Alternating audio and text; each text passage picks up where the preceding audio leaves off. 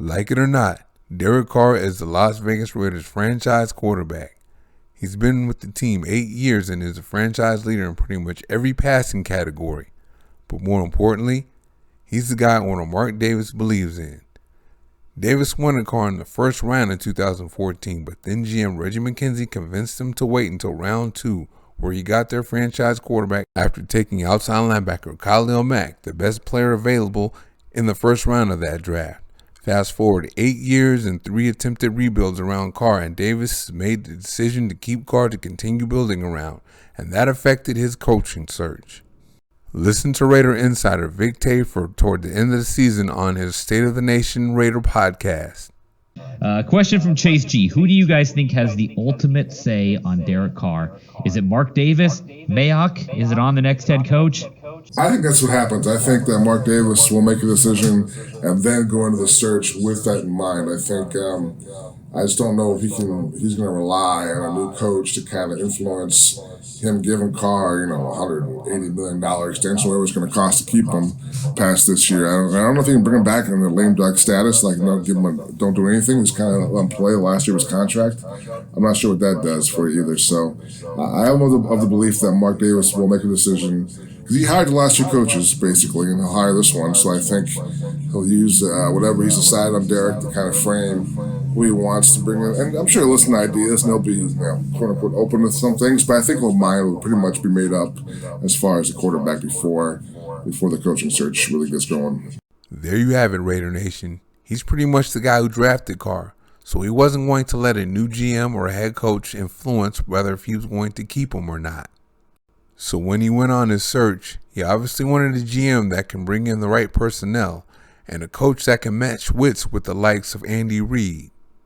But he also needed a Carr-friendly GM and head coach, and he found them in Dave Ziegler and Josh McDaniels. And this is what NFL insider Mike Silver had to say about the situation.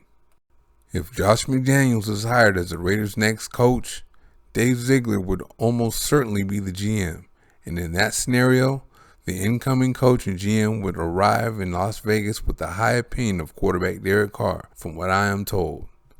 Carr has 1 year left on his contract. So now that we know what Ziegler and McDaniels think of Carr, what does Carr think of Ziegler and McDaniels? Something funny had to have happened because early in the process, McDaniels was a leading candidate, and then all of a sudden he wasn't, according to Vic Tafur. Then later that day, Derek Carr's brother David did an interview with Colin Cowherd. I can't show you the interview because of copyright issues, but I'll go ahead and show you some quotes out of Raider Beat. Alright, we're going straight to the bottom paragraph. David Carr said he only wants to win a Super Bowl. He's not here for the money. He's talked about hanging it up when John retired. All of that stuff is I want to win. He'd love to do it in Vegas, but he wants the chance to do it. He knows that there are pieces you can put in place here. They are as close as they've ever been. They're right on the cusp. They need some pieces. They need to see from the Raiders that there is a commitment there. We talk about it a lot. We talk about the commitment to excellence. Al Davis preached it. That needs to happen because I can't guarantee that Derek is going to want to sign up for that if it's going to be the same thing he's done over the last 7 or 8 years. I can't guarantee that, knowing my brother. Then the next morning, McDaniels was a leading candidate again, and next thing you know, he's here in Vegas for the interview. And in that interview, he wowed Davis with his plans for Carr and the offense. Jordan Schultz of ESPN caught wind of how things went down in that interview, and he put a little bit of it in a tweet for us. Actually, it was a couple of tweets, the first one being on the bottom. Source: Josh McDaniels had a 3-hour dinner with Mark Davis and the rest of Raiders upper management last night, I'm told. Davis was blown away by Josh and sees him as a huge plus for Derek Carr. Then you got the second one right there on top.